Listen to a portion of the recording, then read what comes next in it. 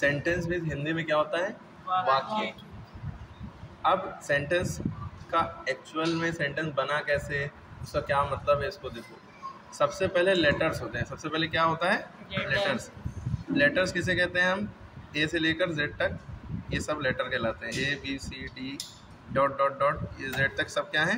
Letters हैं, ठीक है। और लेटर्स को जब हम जोड़ते हैं तो वो क्या बनता है? वर्ड बनता है। लेटर को हिंदी में वर्ण कहते हैं। क्या कहते हैं? वर्ण या अक्षर भी कह सकते हैं, ठीक है। और जो वर्ड होता है इसको हिंदी में शब्द कहते हैं। क्या कहते हैं? शब्द, ठीक है। तो जैसे ये लेटर, इसी एक लेटर है, एक लेटर, इसी तरह टी एक लेटर है।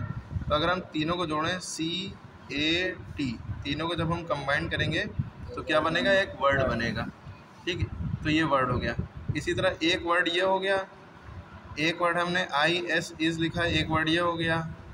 लेटर लेटर मिलके वर्ड बन गया, ठीक है। इसी तरह J U M P I N G cat is jumping, एक वर्ड ये हो गया ना, एक वर्ड ये हो गया, एक वर्ड ये हो गया, ठीक है, ठीक है। ये तीनों वर्ड को अगर हम वर्ड कंबाइन करके लिखेंगे तो ये क्या बन जाएगा?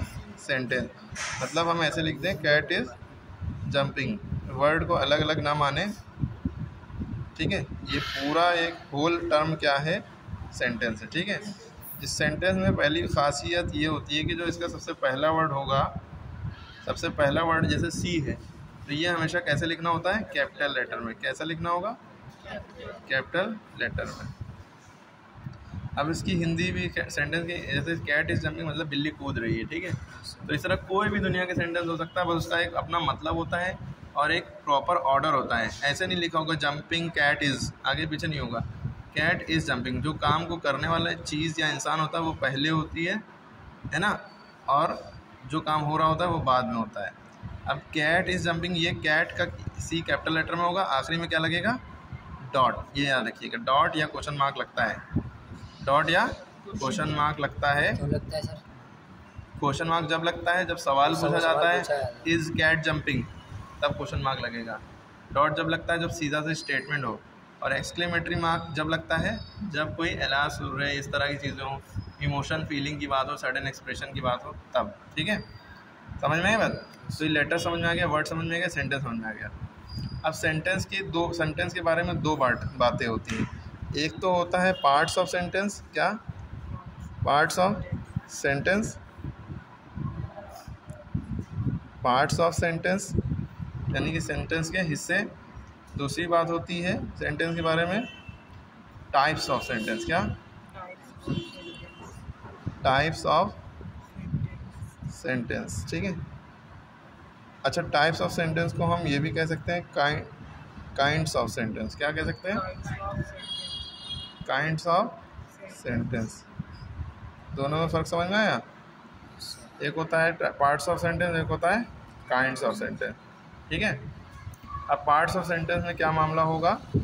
मतलब पार्ट्स माने होता है भाई कोई इंसान है, ठीक है, इसके दो टुकड़े कर दिए जाए, एक टुकड़ा ये हो गया, एक टुकड़ा ये हो गया, है ना, ये इसके पार्ट्स हो गए, हिस्से। लेकिन काइंड्स में क्या होता है भाई, एक इंसान ये है जो कि ऐसा है, एक इंसान ये है जो कि ऐसा है ना, एक इंसान ये है जो कि ऐसा है ना। तो अलग अलग तरह के इंसान होते हैं, इन्हें कहते हैं, समझ लो काइंड्स ऑफ सेंटेंस। जैसे अलग अलग तरह के इंसान होते हैं, गोरा काला, मोटा लंबा छोटा छोटा, ये सब काइंड्स हो गए। लेकिन सबके पार्ट्स क्या हैं? उनके आधा दड़ ऊपर होता है, आधा दड़ नीचे, नीचे पैर होते हैं, ऊपर हाथ होते हैं ना, ये पार्ट्स हो गए, हिस्से हो गए। इसी तरह जो सेंटेंस लिखा है cat is jumping, cat is jumping, इसी तरह सेंटेंस के पार्ट्स की बात करेंगे। पहले पार्ट्स में क्या होगा, जैसे लिखा है, हम कैट इज़ जंपिंग के अलावा चलो यही सेंटेंस ले लेते हैं, कैट इज़ जंपिंग। अगर हम यही सेंटेंस ले लें तो इसके दो पार्ट होंगे, ठीक है। ये सी कैपिटल है, ठीक है, यहाँ पे डॉट लगा है, ठीक है, ये सेंटेंस हो गया। अब देखिए कौन कूद रहा है, अगर हम सवाल पूछें आंसर आप कहेंगे बिल्ली कूद रही है। कैट इज जंपिंग ना, कौन जंपिंग कर रहा है? बिल्ली। तो जो कर रहा है काम, है ना, सी कैपिटल लिखिएगा बड़ा, तो वो सब्जेक्ट हो गया, जो काम को करने वाला होता है। जो कौन का आंसर होता है वो सब्जेक्ट होता है। कौन कूद रहा है? बिल्ली। और जो काम हो रहा है वो ये पूरा यहाँ से यहाँ तक के predicate, P for predicate, S for subject. एक सब्जेक्ट होता है हिंदी इंग्लिश सब्जेक्ट, एक होता है सब्जेक्ट। वैसे सब्जेक्ट मीन्स मामला होता है, एक्चुअल सब्जेक्ट का मतलब, लेकिन मामला मैटर है ना। लेकिन सब्जेक्ट मीन्स यहाँ पे कि जो काम जो करता होता है, करता यानी करने वाला, उसे सब्जेक्ट कहते हैं। ठीक है, तो जो काम होता है वो प्रेडिकेट, जो उस काम के द्वारा किया जा रहा है वो प्रेडिकेट, जिसके बारे में बात होती है वो सब्जेक्ट कहलाता है, जो बात उसके बारे में कही जा रही है वो प्रेडिकेट हो जाता है। सब्जेक्ट और प्रेडिकेट का मतलब यही होता है। ठीक है, तो किसी भी सेंटेंस के ये दो पार्ट हो गए, कैट इज जंपिंग ये सब्जेक्ट हो गया, ये प्रेडिकेट हो गया। लेकिन क्या इंसान के दो ही टुकड़े होते हैं? इंसान के देखिए, अगर हम टुकड़े करें इंसान के, ठीक है, देखिए ये हाथ अलग, पैर अलग है ना, सर अलग, पेट अलग, किडनी फेफड़ा गुर्दा अंदर ना जाइए, ऊपर ही रहिए, ये हाथ पैर ये सब टुकड़े। ठीक है, इसी तरह अगर हम इतना पार्ट सब्जेक्ट मान लें, इतना पार्ट प्रेडिकेट मान लें, इतना पार्ट सब्जेक्ट मान लें, इतना पार्ट प्रेडिकेट मान लें। ठीक है, इसी तरह सेंटेंस का जो शुरू का पार्ट है ये सब्जेक्ट है, ये बात का पार्ट प्रेडिकेट है। ज़रूरी नहीं हमेशा सब्जेक्ट शुरू में ही हो, और ज़रूरी नहीं सब्जेक्ट एक ही वर्ड का हो, सब्जेक्ट बहुत बड़ा भी हो सकता है। फिर उसके अंदर भी पार्ट किए जाएंगे ना। देखो जैसे सब्जेक्ट के इतने टुकड़े किए गए, सेंटेंस के इतने टुकड़े, दो ही टुकड़े किए गए, सब्जेक्ट प्रेडिकेट। अब सब्जेक्ट के अंदर ज़रूरी नहीं एक ही सब्जेक्ट हो, सब्जेक्ट के अंदर भी देखो क्या क्या आ रहा है, हाथ भी आ रहा है, गर्दन भी आ रही है ना, और मुँह भी आ रहा है, और खोपड़ी भी आ रही है ना। इसी तरह प्रेडिकेट में पेट भी आ रहा है, पैर भी आ रहे हैं, और जूते मोजे भी आ जाएंगे। ठीक है, लेकिन यहाँ तक पहने नहीं, पहना देंगे। ठीक है, यहाँ तक समझ में आई बात, सब्जेक्ट और प्रेडिकेट के चक्कर। कहने का मतलब है सब्जेक्ट जरूरी नहीं एक ही वर्ड का हो, प्रेडिकेट जरूरी नहीं दो ही वर्ड का हो या एक ही वर्ड का हो। देखो जैसे फॉर एग्जांपल फायर बर्न्स, इसका मतलब होता है आग जलती है। फायर बर्न्स इसका मतलब होता है आग जलती है। इस केस में कौन जलता है? आग जलती है, तो ये सब्जेक्ट हो गया, और क्या करती है वो? जलती है, तो ये प्रेडिकेट हो गया, है ना। तो ये तो एक वर्ड का सब्जेक्ट, एक वर्ड का प्रेडिकेट। लेकिन अगर हम कहें the boy in the corner, the boy in the corner is my friend, जो लड़का कोने में खड़ा है वो मेरा दोस्त है। अब इसमें सब्जेक्ट बताइए क्या है? ये पूरा सेंटेंस, बहुत से बच्चे कहेंगे द बॉय सब्जेक्ट है ना। कौन मेरा दोस्त है? जो लड़का है ना। लेकिन यहाँ पे सब्जेक्ट इतना ही नहीं है, जो लड़का कोने में खड़ा है, यहाँ तक के इतना बड़ा सब्जेक्ट हो गया। कौन मेरा दोस्त? जो लड़का कोने में खड़ा है, कॉर्नर में है, वो जो कोने में खड़ा है वो मेरा दोस्त है, इज माई फ्रेंड। एक ट्रिक याद रखिएगा, सब्जेक्ट जो होता है वो हेल्पिंग वर्ब से पहले तक होता है। हेल्पिंग वर्ब कहते हैं is, am, are, was, were, do, does, did, has, have, ये सब है ना। इसके अलावा will, would, shall, should, can, could, है ना। इनसे पहले तक जो है पूरा सब्जेक्ट रहता है। तो देखो इससे पहले तक का जितना पार्ट है वो ये कॉर्नर तक की, ये क्या है? सब्जेक्ट है। ठीक है, यहाँ आप कहेंगे सर इज, एम, आर तो कुछ हेल्पिंग वर्ब है नहीं। हेल्पिंग वर्ब नहीं होगा तो वर्ब होगा। वर्ब उसे कहते हैं जो काम, किसी भी काम को करना, क्रिया। यहाँ जलना, बर्न स्मिथ, जलना, खेलना, कूदना, हंसना, रोना, गाना, दौड़ना, सोना, जगना, सब जिसमें नाना नाना लगा हो सब वर्ब है। ठीक है, तो अब इससे पहले सब्जेक्ट रहेगा, वर्ब से प्रेडिकेट शुरू हो जाता है कार्य। अगर वहीं पे ख़त्म हो गया, एक ही वर्ड का वर्ब है तो वही प्रेडिकेट हो गया, उसी में ऑब्जेक्ट वगैरह सब हो गया। ठीक है, अब हमने जो बात बताई कि सब्जेक्ट के भी पार्ट हो सकते हैं, प्रेडिकेट भी और पार्ट्स हो सकते हैं। जैसे यहाँ पे एक इस सेंटेंस, ये जो सेंटेंस है कैट इज़ जंपिंग, यहाँ पे सब्जेक्ट कौन है? कैट, और इज़ जंपिंग क्या है? प्रेडिकेट। अब जो सब्जेक्ट के जो पार्ट होते हैं उसके भी अपने अपने नाम होते हैं। जैसे इंसान के आधा बॉडी का ऊपर का हिस्सा, इसका अपना नाम है हाथ, इसका नाम है गर्दन, इसका नाम है फेस, खोपड़ी है ना, नेक तो गर्दन हो गया, ठीक है। मतलब सब चीज़ के अलग अलग पार्ट के नाम है। इसी तरह जो सब्जेक्ट होते हैं उसके अलग अलग पार्ट होते हैं, उनके नाम होते हैं। जैसे यहाँ पे सब्जेक्ट सिर्फ दो ही पार्ट है सेंटेंस का, जिसमें एक सब्जेक्ट और प्रेडिकेट है। अब जो सब्जेक्ट है, इस सब्जेक्ट का ये कौन सा पार्ट है? कि गर्दन है, कि खोपड़ी है, कि हाथ है? तो ये सब्जेक्ट का ये पार्ट जो है याला, इसका नाम एक्चुअल में पता है क्या है? इसका नाम एक्चुअल में ये नाउन है। वैसे तो ये नाउन है, लेकिन नाउन सब्जेक्ट का पार्ट नहीं होता है। नाउन ही को मतलब सब्जेक्ट का पार्ट कह देते हैं। किस केस में? इसका नाम बदलकर इसका नाम रख देते हैं मेन वर्ड। क्या रख देते हैं? Main word. मेन वर्ड कह देंगे या हेड वर्ड कह देंगे, या अब तो कुछ और नाम भी चलने लगे हैं इसके, लेकिन मेन वर्ड या हेड वर्ड इसे कहते हैं।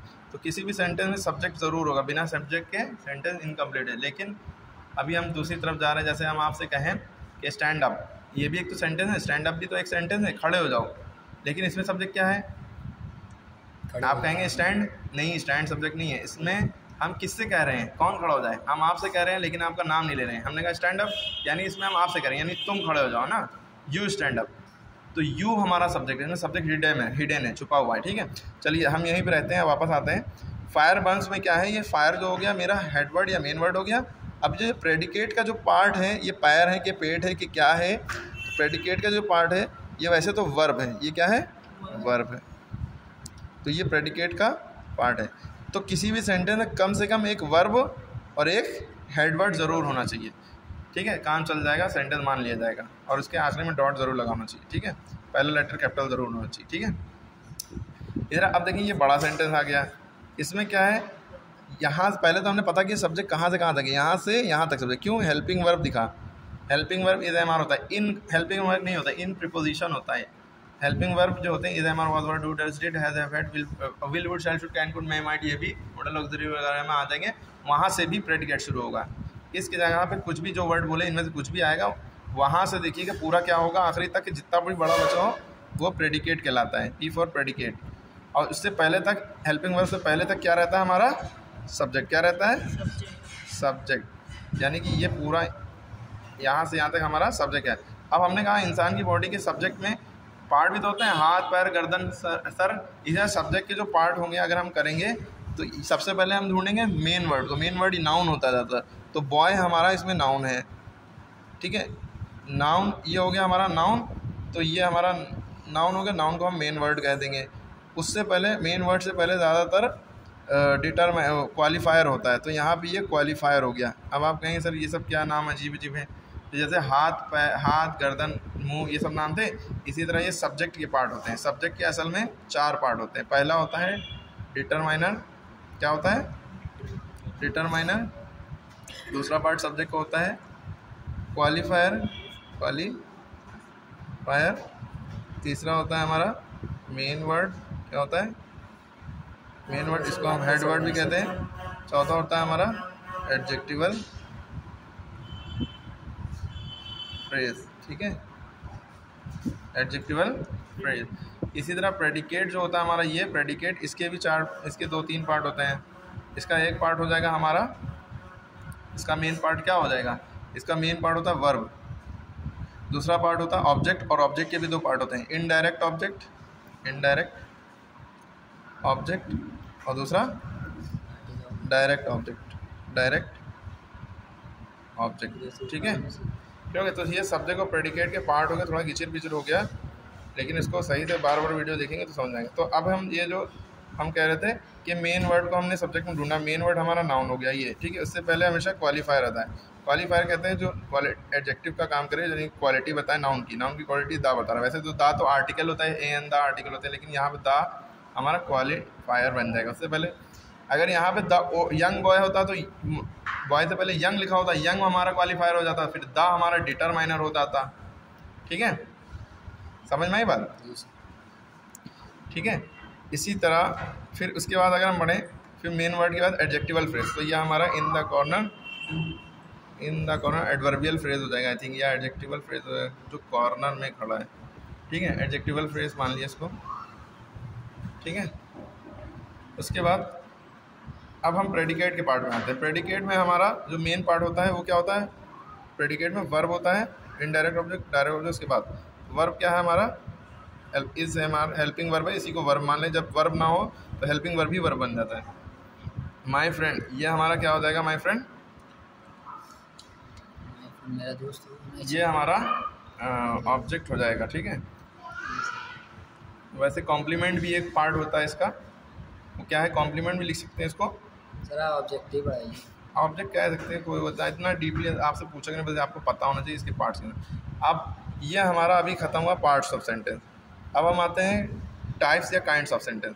अलग अलग तरह के, जैसे इंसान होता है वैसे ही हमारे टाइप से काइंड होता है। तो जो पहला पार्ट होता है वो होता है हमारा असर्टिव, है ना। असर्टिव, पॉजिटिव, निगेटिव, इसके दो पार्ट हो जाएंगे। या स्टेटमेंट कह लो, स्टेटमेंट भी कह सकते हैं, अफर्मेटिव भी कह सकते हैं, अफर्मेटिव पॉजिटिव कहते हैं, ठीक है। असर्टिव, असर्टिव मेन होता है, इसके दो पार्ट होते हैं, असर्टिव के अफर्मेटिव और निगेटिव, ठीक है। स्टेटमेंट या असर्टिव मानो, और ये अफर्मेटिव निगेटिव इसी के दोनों पार्ट हैं, मतलब वो खेलता है वो नहीं खेलता है माने निगेटिव, ठीक है, जिसमें नहीं लगाओ। इसके बाद इंट्रोगेटिव आ गया, इंट्रोगेटिव यानी कि जिसमें क्या पूछा जाए, सवाल पूछा जाए। फिर आ गया एक्सक्लेमेटरी, इसमें फीलिंग, सडन फीलिंग, इमोशन वगैरह हो, गुस्सा, ये सब एक्सक्लेमेटरी का साइन उसमें लगा होगा हमेशा। फिर इम्परेटिव, इम्पेरेटिव, इम्परेटिव की खासियत ये है कि इसमें तीन चीज़ें होंगी, या तो ऑर्डर होगा, या तो रिक्वेस्ट होगी, या एडवाइस होगी, यानी ऑर्डर होगा या रिक्वेस्ट होगी या सलाह होगी, ठीक है। ऑप्टेटिव सेंटेंस भी होता है इसी तरह, लेकिन मेन यही है आपके, ठीक है। ऑप्टेटिव सेंटेंस में प्रार्थना, विश वगैरह, दुआ दे रहे हैं आप, ये सब क्लियर होगी बात। पहले हमने क्या बताया भाई, सेंटेंस क्या होते हैं, लेटर्स, वर्ड, सेंटेंस। लेटर से वर्ड बनते हैं, वर्ड से सेंटेंस बनते हैं। सेंटेंस माने हिंदी में वाक्य होता है, ठीक है। फिर सेंटेंस को मिलाते जाएंगे तो पैरा बनेगा, पैरा को मिलाते जाएंगे तो पेज बन जाएगा, ठीक है। पेज को जोड़ते जाएंगे तो किताब बन जाएगी, ठीक है। चैप्टर बनेगा फिर किताब बनेगी, ठीक है। इसी तरह फिर पार्ट्स ऑफ सेंटेंस बताया, पार्ट्स ऑफ सेंटेंस भाई मेन दो पार्ट होते हैं किसी भी सेंटेंस, सब्जेक्ट, प्रेडिकेट। फिर हमने बताया सब्जेक्ट, और सब्जेक्ट के भी चार पार्ट होते हैं, determiner, qualifier, main word, adjectival phrase. Predicate के भी तीन पार्ट होते हैं, verb, direct object, direct object. चौथा अगर हम कहें तो कॉम्प्लीमेंट हो जाएगा, ठीक है। तो सेंटेंस छोटा भी हो सकता है, बड़ा भी हो सकता है। पहचान मेन क्या है कि सब्जेक्ट, प्रेडिकेट पहले बांट लो। सेंटेंस में दो मेन हिस्से होते हैं, तो उसमें हमने इतना बांट लिया अलग, इतना बांट लिया अलग। हेल्पिंग वर्ब से हम समझते हैं कि प्रेडिकेट अलग होता है, ठीक है। हेल्पिंग वर्ब हमने बताया is, am, are, was, were, do, does, did, has, have, had, ये अलग आप लिख लीजिएगा। Will, would, shall, should, can, could, may, might, ये सब। काइंड्स ऑफ सेंटेंस में आता है टाइप्स या काइंड्स, दोनों बात एक ही है। सेंटेंस पहचानना हो कि वो स्कूल जाता है तो ये असर्टिव है या स्टेटमेंट है, सीधा सीधा। क्या वो स्कूल जाता है तो इंट्रोगेटिव हो गया, अरे वो स्कूल जाता है, ये एक्सक्लेमेटरी हो गया। इंक्रीमेंट, चलो स्कूल जाओ, ये इम्परेटिव हो गया। या प्लीज़ मुझे एक गिलास पानी दे दो, ये इम्परेटिव हो गया।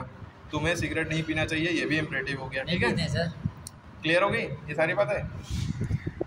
तो पहले क्या था, सेंटेंस की बात करी, लेटर, वर्ड, सेंटेंस। फिर हमने पार्ट्स ऑफ सेंटेंस और टाइप्स ऑफ सेंटेंस में कंपेरिजन किया। वैसे टाइप्स ऑफ सेंटेंस में और भी टाइप्स होते हैं जिसमें हम डिवाइड कर सकते हैं सेंटेंस को, ठीक है।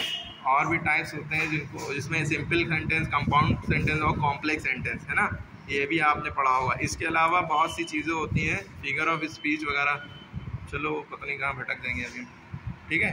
यहाँ तक समझ में आ गया।